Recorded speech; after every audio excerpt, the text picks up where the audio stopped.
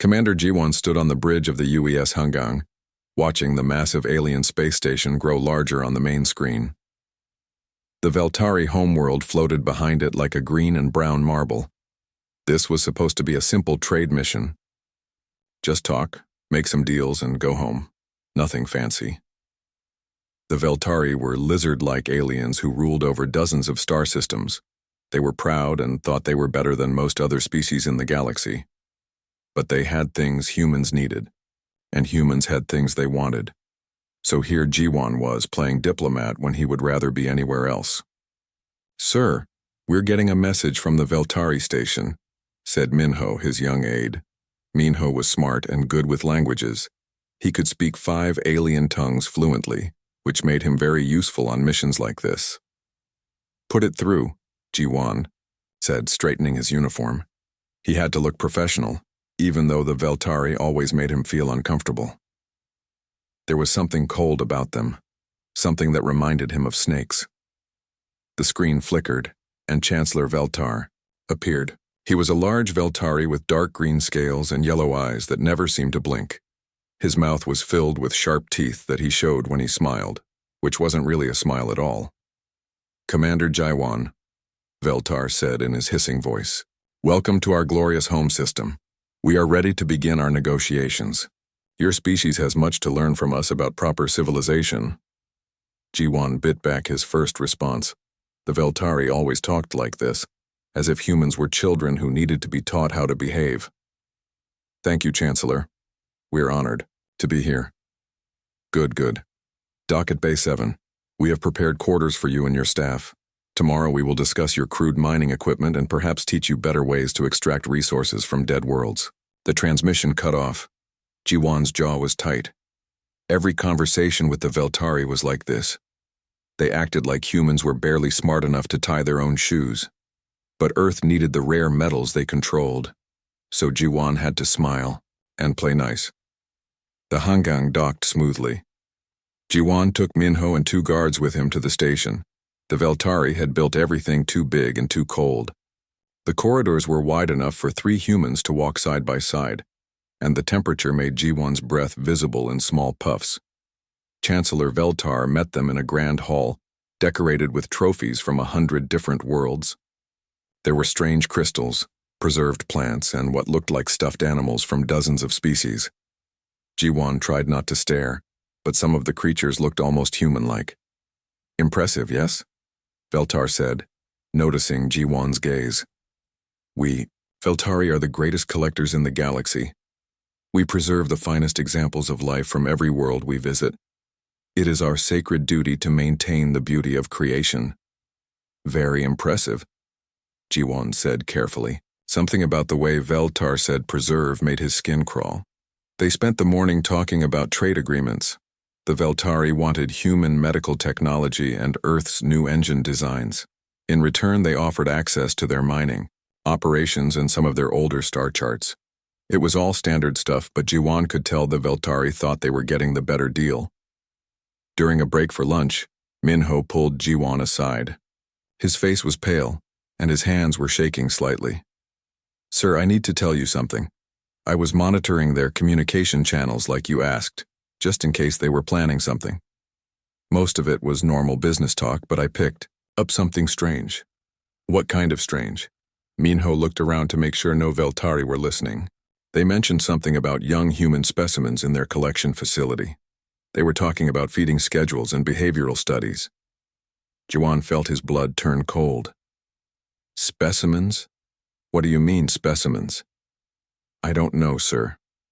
But they definitely said human and young. The transmission was coded, but I managed to break part of it. They have some kind of private facility here on the station where they keep their special collection."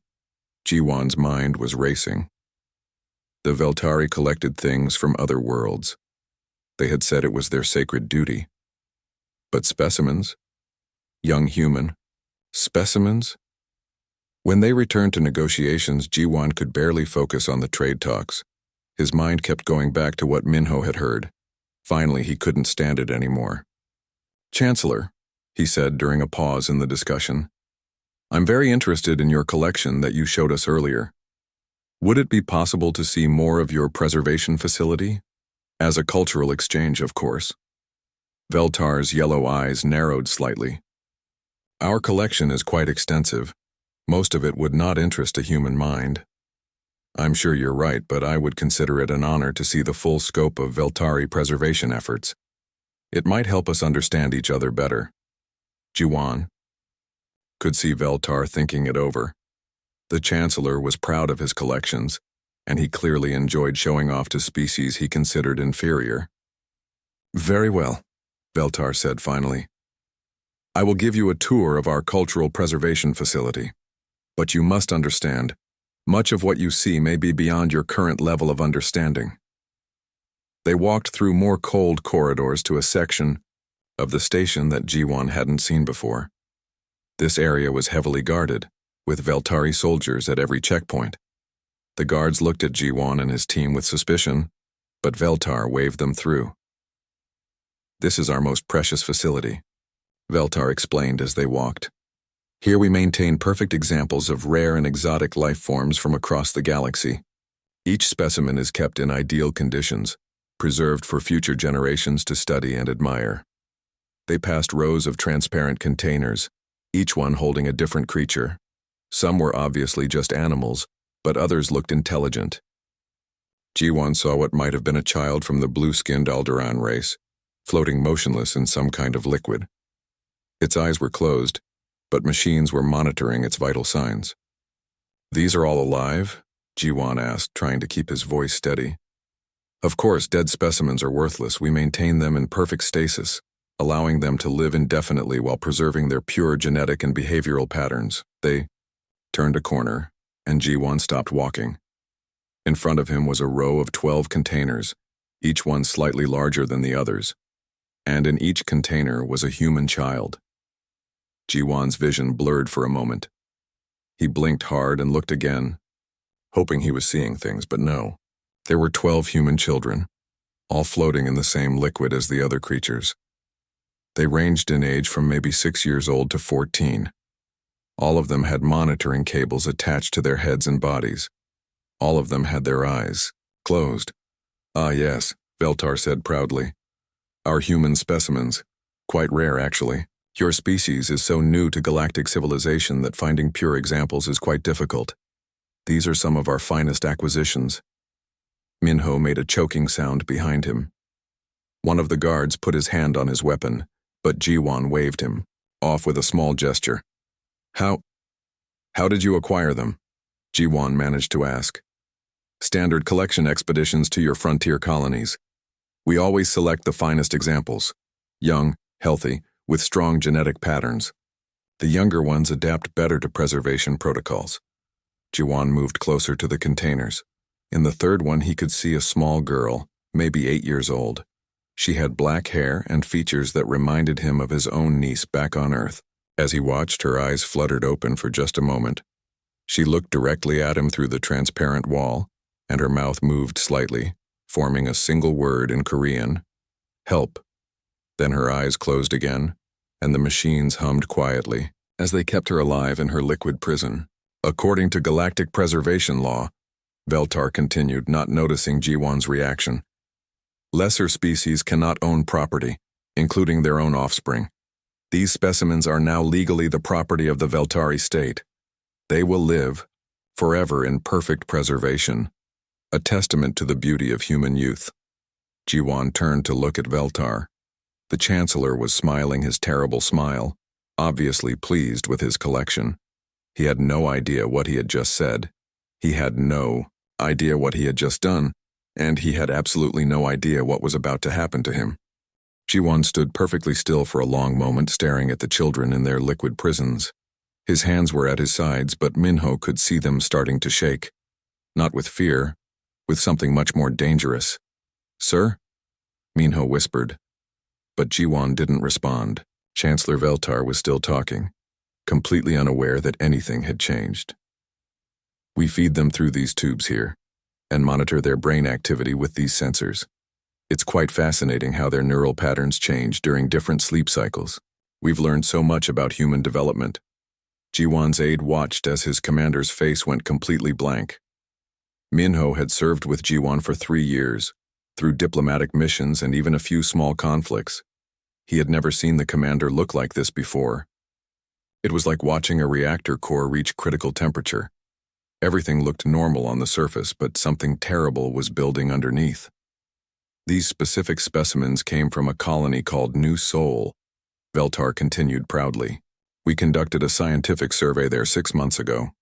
The adult humans were quite protective of their young, but our collection teams are very efficient. At the mention of New Sol, Jiwon's head turned slightly toward Veltar. His movement was slow and deliberate, like a predator focusing on prey. New Sol? Jiwon's voice was quiet. Too quiet.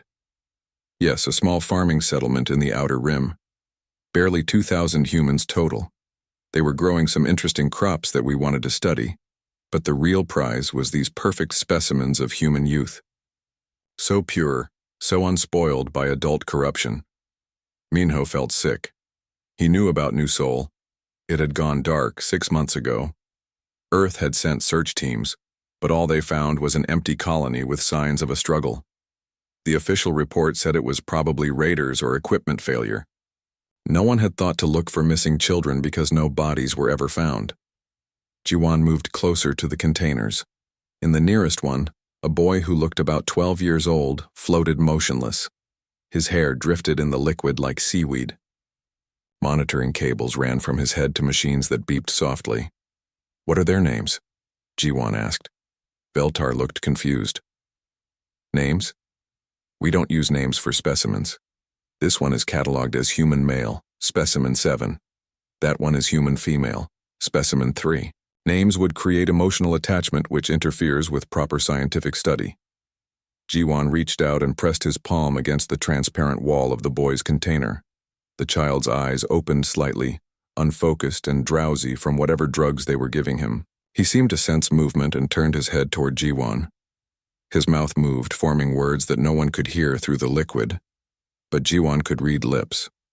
The boy was saying, "Abba, Daddy," over and over again. "How long have they been like this?" Jiwon's voice was getting quieter with each question, which made Minho even more nervous. 6 months, as I said. We keep them in a controlled sleep state most of the time. It reduces stress and allows for better long-term preservation. We wake them briefly each day for behavioral studies and feeding, but otherwise they remain peaceful. Peaceful. Jiwon closed his eyes for just a second. When he opened them again, Minho could see something had changed. The commander's face was still blank, but there was something burning behind his eyes now. "What kind of behavioral studies?" Jiwon asked. Veltar gestured to a nearby control panel. "We test their responses to various stimuli, memory recall, emotional triggers, learning capacity. For example, we play recordings of adult human voices to see how they react. The younger ones often cry, which indicates strong family bonding patterns in your species." Minho watched Jiwon's right hand slowly move toward his sidearm. The movement was barely visible, but Minho caught it. He looked around the room, counting guards and exits. There were 6 Veltari soldiers visible, plus Veltar and 2 technicians. If Jiwon lost control here, they would all die. But maybe that wasn't such a bad thing. "Show me the other facilities," Jiwon said suddenly. "Other facilities? You said this was one of your collection sites. There must be others. How many human children do you have in total?" Veltar's chest puffed out with pride. "Across all our preservation facilities in Veltari space, we maintain approximately 200 human specimens. It is the largest collection of your species' youth in the galaxy. Quite an achievement." 200. Minho felt the room start to spin. 200 human children, stolen from their families and turned into living museum pieces. Jiwon nodded slowly. "I see. And this is all legal under galactic law?" "Completely legal. The Galactic Council recognizes the importance of species preservation.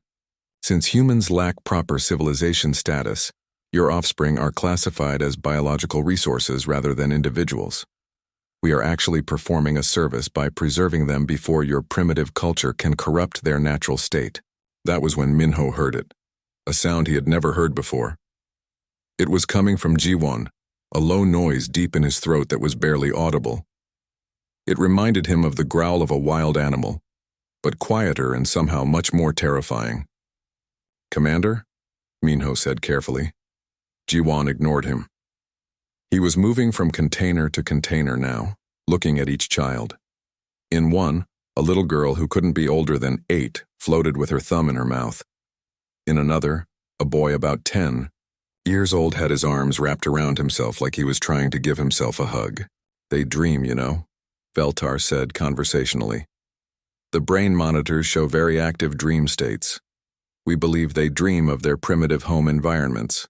It's quite touching in a way." Jiwan stopped in front of the little girl's container.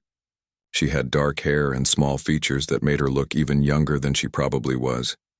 As he watched, she moved slightly in her sleep, and her mouth formed a single word. "Iyama. Mommy." "What's her designation?" Jiwan asked. "Human female, specimen 11. She was collected from New Seoul along with specimen 7, the male you were observing earlier.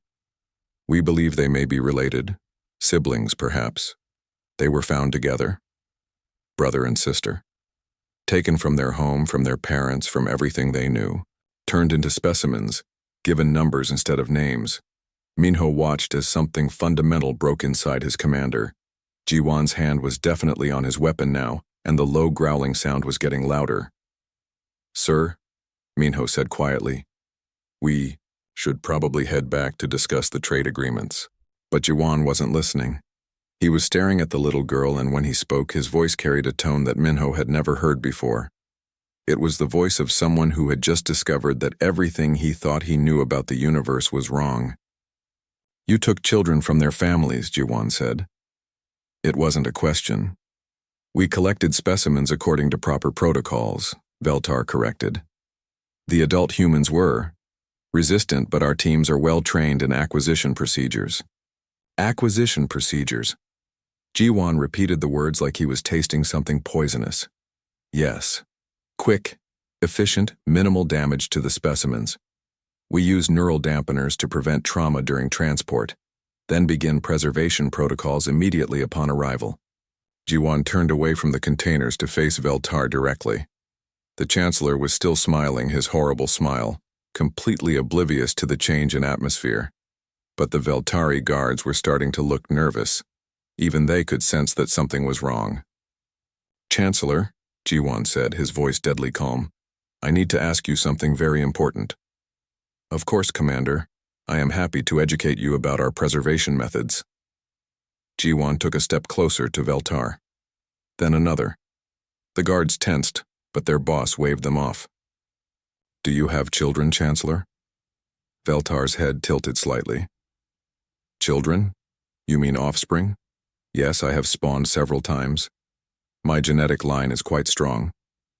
And if someone took your children, if someone came to your home and stole your offspring and put them in containers and gave them numbers instead of names," Jiwan's voice was getting lower with each word, "what would you do?" Veltar actually laughed. "Impossible. My offspring are protected by Veltari law. They are citizens of the Veltari Empire with full rights and protections. No one would dare harm them. But human children don't have those protections." "Correct. They are simply biological resources, no different from any other animal we preserve." Jiwan nodded slowly. "I see. So if I were to ask you to release these children, to send them home, to their families, you would refuse?" "Of course I would refuse. They are valuable property of the Veltari state. You might as well ask me to give you our warships or our treasury." "And there's no price you would accept? No trade that would make you consider it?"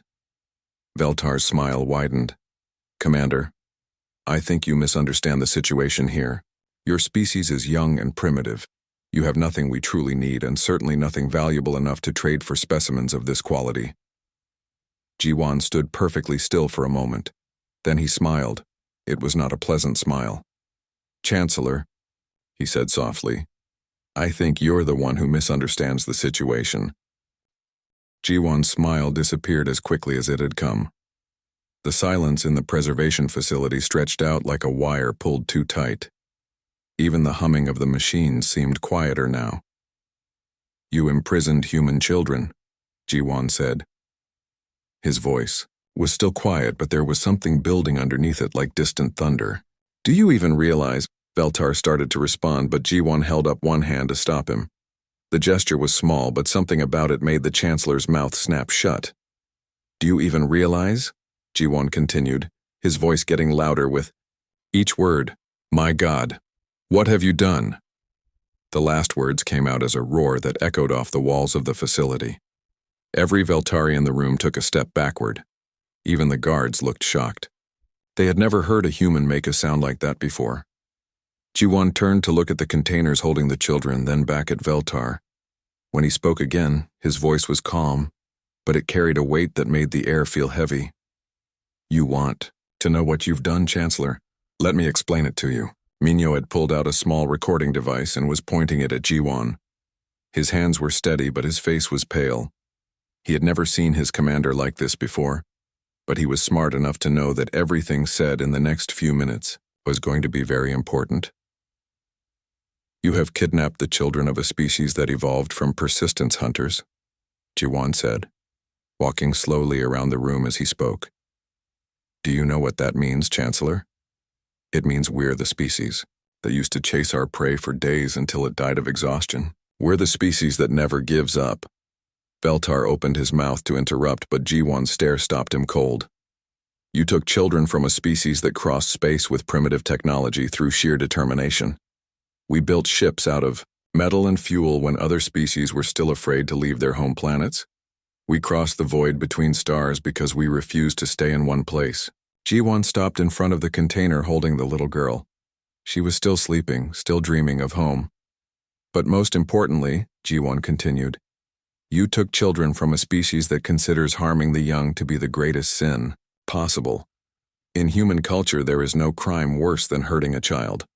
There is no enemy more hated than someone who steals children from their families." He turned back to face Veltar. The Chancellor was no longer smiling. "So let me tell you exactly what you've done. You've committed an act of war against humanity. Not a trade dispute or a border conflict. War. Total war. The kind of war where we don't stop until every single one of our children is safe and everyone responsible is dead." One of the Veltari guards moved his hand toward his weapon. Jiwon noticed the movement without even looking. "I wouldn't do that if I were you," Jiwon said calmly. "Minho, tell them what you've been doing while I've been talking." Minho held up his recording device. "I've been transmitting everything directly back to Earth Command. They've been watching and listening to this entire conversation in real time." Veltar's eyes widened. "That's impossible. Our communication dampeners would prevent any unauthorized transmissions. Your dampeners work fine against normal communication equipment," Minho said with a thin smile. "But this isn't normal equipment. Human military technology tends to be full of surprises." Jiwon nodded. "That's right. Every word you've said, every child we've seen, every detail about your preservation facilities has been recorded and transmitted. Earth knows about the 200 human children you've stolen. They know about New Sol, they know everything." Veltar was starting to look nervous for the first time. "Even if that's true, your government will follow proper diplomatic channels. They'll file a protest with the Galactic Council. There will be negotiations, hearings, legal proceedings. The Galactic law is clear about preservation rights." Jiwon laughed, but there was no humor in the sound. "You still don't understand. Let me ask you something, Chancellor. How many human ships do you see in this system right now?" "Your single diplomatic vessel, of course." "Minho, tell him about the other ships." Minho consulted his device. 17 human battle fleets left Earth space the moment our transmission was received. They're not coming here to negotiate, Chancellor. They're coming here to collect our children and destroy everyone who took them." The color drained from Veltar's scaled face. 17 fleets? That's impossible. Your species doesn't have that kind of military capacity. Your ships are primitive, your weapons are crude." "Are they?" Jiwon asked. "Tell me, how much do you really know about human military capabilities? How many wars have we fought that you've observed? How many times have we used our full strength against an enemy? Veltar said nothing. The answer is never, G1 continued. Every conflict humanity has had with other species, we've been the ones trying to make peace. We've been the ones holding back. We've been the ones trying to talk instead of fight. Do you know why? Because you're weak, Veltar said, but his voice lacked conviction. Because we know what we're capable of when we stop holding back. Because we know what happens when humans decide that talking is finished and it's time to fight. Because we remember our own history, and we know what we did to each other before we learned to control ourselves. G1 walked over to the control panel that monitored the children. He studied the displays for a moment, noting their vital signs, their brain activity, the drugs being pumped into their systems. You've been keeping them unconscious, he observed. For their own comfort, Veltar said defensively. Consciousness would only cause them distress. Or maybe because you were afraid of what they might say if they could talk. Afraid of what they might tell people about how they got here. G1 touched one of the controls, and the little girl's container began to drain. Alarms started going off and the Veltari technicians began shouting in their own language. Stop that, Veltar commanded. You'll damage the specimen. Her name is Hyeji, G1 said calmly, reading from a data screen. Age 8. Parents are Jae-min and Sun Hee Kim. She has a pet cat named Snowball and likes to draw pictures of flowers. The liquid continued to drain from the container. As it emptied, the little girl began to wake up. Her eyes fluttered open and she looked around in confusion and fear. Don't worry, sweetheart, Ji-won said in Korean. You're safe now. We're going to take you home. Hyeji tried to speak, but her voice was weak from months of sedation. Uncle, she whispered, are you here to help us? Yes, little one. Uncle is here now. The container finished draining, and Ji-won carefully helped Hyeji out. She was weak and shaky but alive and aware. She looked around at the other children in their containers, then up at Ji-won with tears in her eyes. They took us from the playground, she said in a small voice. Do-hyun tried to protect me, but they had weapons that made us sleep. Ji-won looked at the container next to Hyeji's where a boy about 12 years old was still unconscious. That's your brother. Hyeji nodded. He's been so scared. Even when he's sleeping, he has nightmares. I can hear him crying sometimes. Ji-won's jaw tightened. He turned back to Veltar, who was watching with growing alarm as more alarms went off. Around the facility. Chancellor, Ji-won said, I'm going to make you an offer. One chance to avoid what's coming. What kind of offer? Release every human child in Veltari space within 72 hours. Provide full medical care for all of them. Surrender every person involved in taking them for trial under human law. Do that, and maybe, we'll let your species survive. What comes next? Veltar drew himself up to his full height. You're insane if you think the Veltari Empire will bow to threats from a primitive species. We have thousands of warships. We have weapons that could sterilize your entire planet. And the Galactic Council will support our legal right to maintain our collections. Ji-won's smile was back, and it was terrifying. Chancellor, you're about to learn something very important about humans. We don't need the Council's permission to protect our children. Minho's device chimed softly. He checked it and looked up at Ji-won with wide eyes. Sir, I'm getting a message from Fleet Command. The first wave of ships just dropped out of hyperspace at the edge of the system. Veltar's confidence wavered. Impossible. Our sensors would have detected any incoming vessels. Your sensors can only detect what they're designed to look for, Ji-won said. Human stealth technology is another one of those surprises I mentioned. The facility's main communication system suddenly activated, and a new voice filled the room. It was speaking in perfect Veltari, but the accent was unmistakably human. Attention, Veltari forces. This is Admiral Gayung of the Human Defense Fleet. You are holding human children against their will. You have exactly 1 hour to release them and surrender the individuals responsible, or we will take them by force. This is your only warning. Veltar stared at the communication panel in shock. How are they broadcasting on our secured channels? Turns out our primitive technology is pretty good at breaking into other people's communication systems, Ji-won said. Another surprise. The Chancellor turned to his guards. Alert all military units, prepare for battle, and contact the Galactic Council immediately. Tell them the humans are engaging in unprovoked aggression. Jiwan shook his head sadly. You still don't understand. This isn't aggression, Chancellor, this is a rescue mission. The lights in the facility suddenly dimmed and turned red.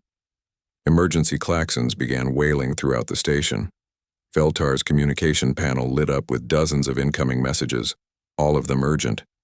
Sir, one of his technicians called, out in Veltari. Multiple contacts dropping out of hyperspace. I count at least 30 human vessels, including several massive signatures we can't identify. Veltar's eyes went wide. 30 ships? That's impossible. Jiwan smiled grimly as he held Hyeji close. The little girl was clinging to him, still, weak but alert enough to understand that something big was happening. Actually, it's more than 30, Minho said, checking his device. Those are just the ones dropping stealth. Admiral Gayung likes to keep a few surprises in reserve. The main communication system crackled to life again. This time it was Veltar's own military commander speaking in rapid, panicked Veltari. Jiwan couldn't understand the words, but the tone was clear enough. Absolute terror. What is he saying? Jiwan asked Minho. The human ships aren't following any known attack patterns, Minho translated. They're not responding to hails or warnings. They're just coming, fast. Veltar grabbed his communication panel. All units prepare to engage the human fleet. Show them the power of Veltari military might. The response came back immediately, and even without understanding the language, Jiwan could hear the fear in the commander's voice. What did he say? Jiwan asked. Minho listened for a moment, then turned pale. He said the humans aren't fighting like any species they've ever seen. They're not trying to disable ships or force surrenders. They're destroying everything that gets between them and the station. As if to confirm this, the station shuddered as something large exploded nearby. Through the facility's small windows, they could see flashes of light as ships died in the darkness of space. This is madness, Veltar shouted. The Galactic Council will never allow this kind of unprovoked aggression. Jiwan's communicator buzzed. He activated it with one hand, while still holding Hyeji with the other. Commander Jiwan, this is Admiral Gayung. Status report. Admiral, I'm in the main preservation facility with at least 12 children. There are hundreds more across their system. The Veltari are refusing to cooperate. Understood. We've identified 17 preservation facilities across their space. Rescue teams are en route to all of them. What's your immediate situation? Jiwan looked around the room. The Veltari guards had their weapons drawn now, but they seemed uncertain about what to do. Their boss was clearly losing control of the situation, and they could hear the sounds of battle getting closer. 6 guards, plus the Chancellor and some technicians. They're armed but nervous. I have 1 child safe, 11 more in stasis. Copy that. Marine teams will be boarding the station in approximately 10 minutes. Hold your position and keep the children safe. Roger, Admiral. Veltar was listening to this exchange with growing horror. You planned this. This was never a diplomatic mission. Oh, it was definitely a diplomatic mission, Jiwan said. We were hoping to do this the easy way. But you chose the hard way when you decided our children were specimens. Another explosion shook the station, this one much closer. The lights flickered and several of the monitoring systems briefly went offline. Sir, one of the Veltari technicians called out. The containment systems are losing power. If we don't restore it soon, the specimens could be damaged. Jiwan's eyes went cold. They're not specimens, they're children. And if any of them are hurt because of your failing systems, I will personally make sure you don't live to regret it. He handed Hyeji to Minho, then walked over to the control panels. His fingers moved quickly over the alien controls, somehow finding the right sequences to stabilize the power flow to the containers. How do you know our systems? Veltar demanded. Human. Intelligence services have been studying your technology for months, Jiwan replied without looking up. Ever since our colonies started reporting missing people. We knew someone was taking our citizens, we just didn't know who until recently. That's impossible. Our operations were completely covert. Jiwan finally looked up from the controls. Chancellor, you've been systematically raiding human settlements for almost a year. Did you really think we wouldn't notice? Did you think we wouldn't investigate? Did you think we wouldn't find you? The truth was written on Veltar's face. He had thought exactly that. In his mind, humans were primitive, barely capable of interstellar travel, certainly not capable of the kind of intelligence operations Jiwan was describing. Your mistake, Jiwan continued, was assuming that because we prefer peace, we're incapable of war. You confused restraint with weakness. The station shuddered again, and this time they could hear the distinctive sound of cutting tools working through metal. The human boarding teams were making their way through the hull. The thing about humans, Jiwan said conversationally as he worked to revive the children in the containers, is that we're very good at violence. We just usually choose not to use that skill. But when someone threatens our children, he activated the revival sequence for the container holding Do-hyun, Hyeji's brother. The boy began to wake as the liquid drained away. When someone threatens our children, we remember what we really are underneath all the civilization and diplomacy. We remember that we're the species that conquered an entire planet through pure stubbornness. We're the species that fought wars with each other for thousands of years before we learned to work together. Do-hyun's eyes opened, and he immediately looked around for his sister. When he saw Hyeji safe in Minho's arms, tears began streaming down his face. Hyeji, ya, he called out weakly. I'm here, Appa, she replied. The nice uncle came to save us. Ji-won helped Do-hyun out of the container and wrapped him in a thermal blanket. The boy was shaking, but he was alive and aware. How long have we been here? Do-hyun asked in Korean. 6 months, Ji-won replied gently. But you're safe now. We're taking you home. What about the others? Do-hyun looked around at the remaining containers. There are more children here and in other places. They showed us videos to make us scared. Ji-won's jaw tightened. We're getting all of them, every single child. I promise. The sound of cutting tools was getting louder. Veltar's guards were looking increasingly nervous, and one of them was speaking rapidly into his communicator. Sir, the guard called out to Veltar, the docking bays have been breached. Human soldiers are moving through the station. They're not taking prisoners. Veltar grabbed his own communicator. All units fall back to defensive positions. Protect the preservation facilities at all costs. The specimens are irreplaceable. Ji-won stood up from the control panel and turned to face Veltar. When he spoke, his voice was deadly quiet. Chancellor, I want you to understand something very clearly. Those human soldiers coming through your station? They're not here for your surrender. They're not here for your cooperation. They're here for our children, and they will go through anything and anyone that gets in their way.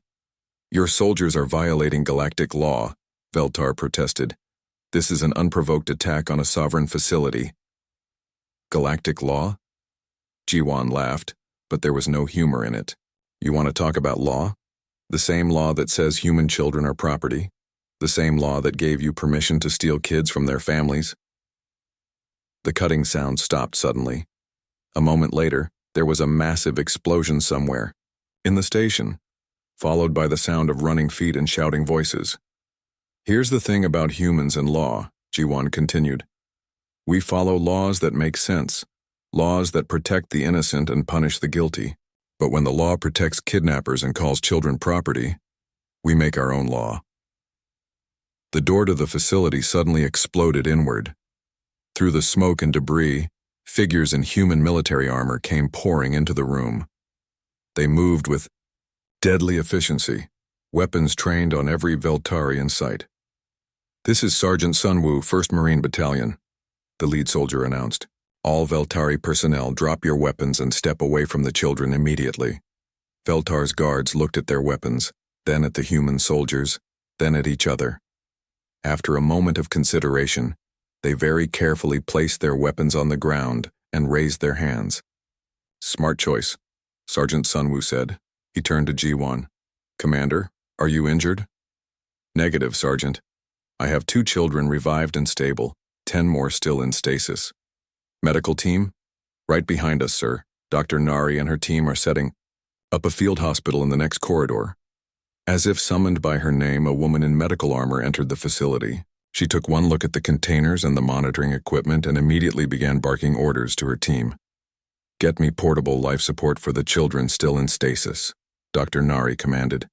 "I want full medical scans on everyone and prepared trauma counseling protocols. These kids have been through hell." She knelt down beside Hyeji and Dohyun, speaking softly to them in Korean as she checked their vital signs. "You're both very brave," she told them. "We're going to take good care of you and get you back to your parents." Veltar watched all of this with growing desperation. "You can't do this. The Galactic Council will never accept this kind of behavior. You're destroying the entire galactic legal system." Jiwon turned to look at him one last time. 3 weeks later, Jiwon stood on the observation deck of the UES Seoul, watching as the last transport ship departed from what used to be the Veltari home system. The massive station that had housed the preservation facility was nothing but debris now, along with most of the Veltari fleet that had tried to stop the human rescue operation. "Final count, sir," reported Captain Jae-hyun, reading from his datapad. 237 human children recovered from 17 different facilities, all alive, all receiving medical and psychological care. Jiwon nodded. The number was higher than Veltar had claimed, which meant they had been hiding even more facilities. But it didn't matter now. Human intelligence teams had spent the last 3 weeks methodically searching every Veltari installation until they found every last child. Casualties? 0 human military casualties. 43 Veltari ships destroyed, 15 facilities reduced to scrap, approximately 2,000 Veltari military personnel killed in action, and civilians? None. The evacuation warnings were honored. Civilian transports were allowed to leave the system unmolested.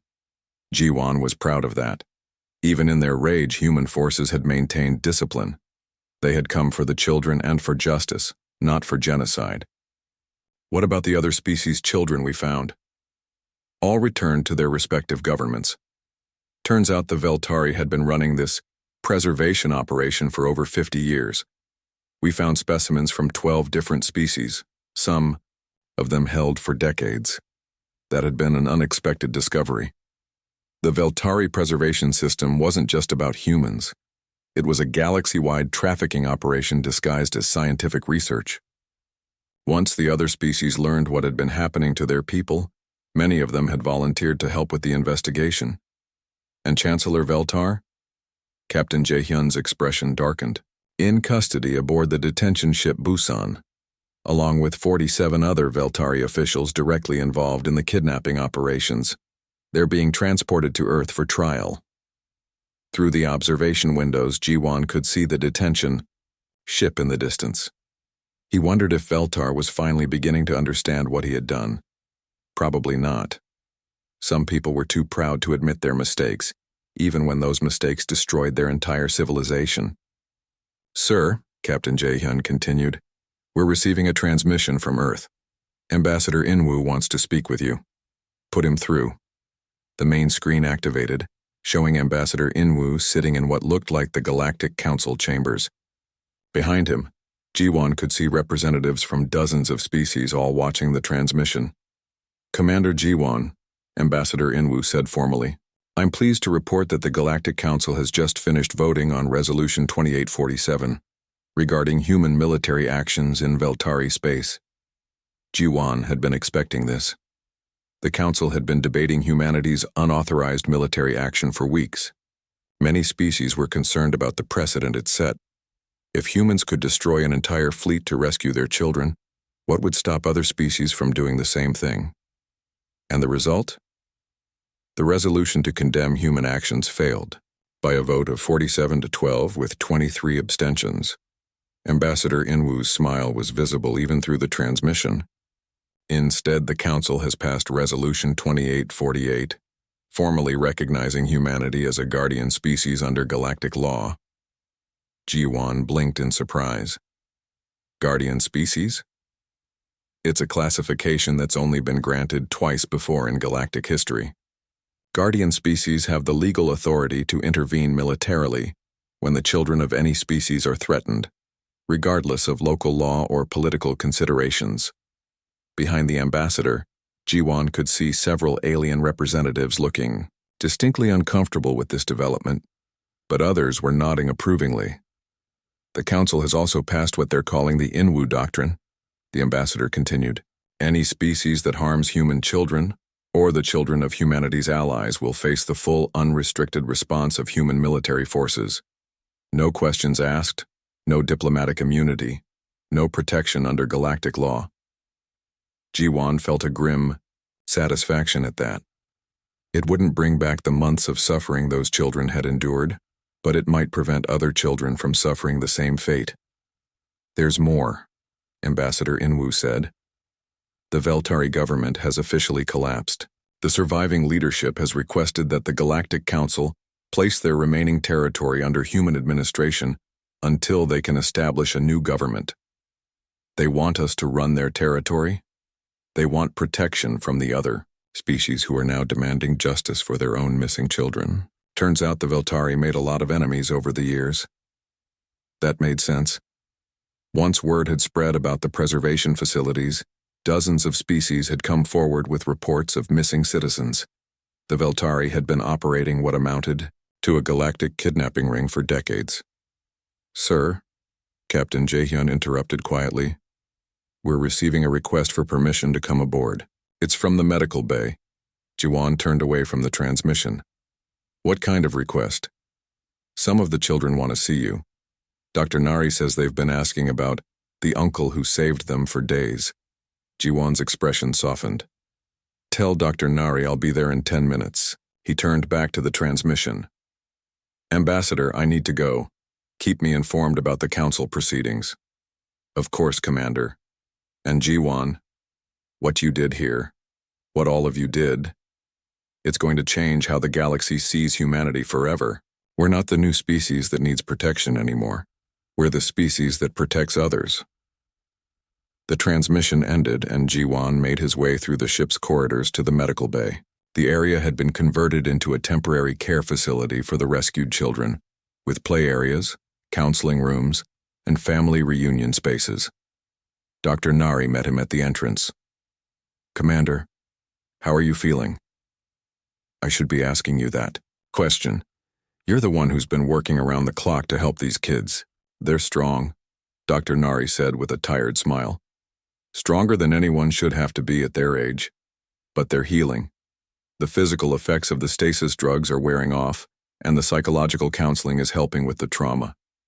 She led him through the facility to a common area where several children were playing with toys that had been replicated using the ship's fabrication systems. Jiwon immediately spotted Hyeji and Do-hyun sitting together, working on a drawing. When Hyeji saw him, her face lit up with a smile that made everything they had done worth it. Uncle Jiwon, she called out, running over to him. Look what I drew. She held up a picture that showed stick figures of herself and Do-hyun standing next to a much larger figure in a military uniform. Above them, she had drawn a big yellow sun and written home in careful Korean letters. It's beautiful, Jiwon said, kneeling down to her level. Are you excited about going home? Yes. Mama and Papa are going to meet us on Earth. Dr. Nari says we get to live in a nice place while we get better, and then we can go back to New Seoul when they rebuild it. Do-hyun walked over more slowly. He was older and understood more about what had happened to them. Uncle Jiwon, will the bad lizard people ever come back? Jiwon looked the boy in the eyes. No, Do-hyun, they will never hurt you or any other children ever again. I promise.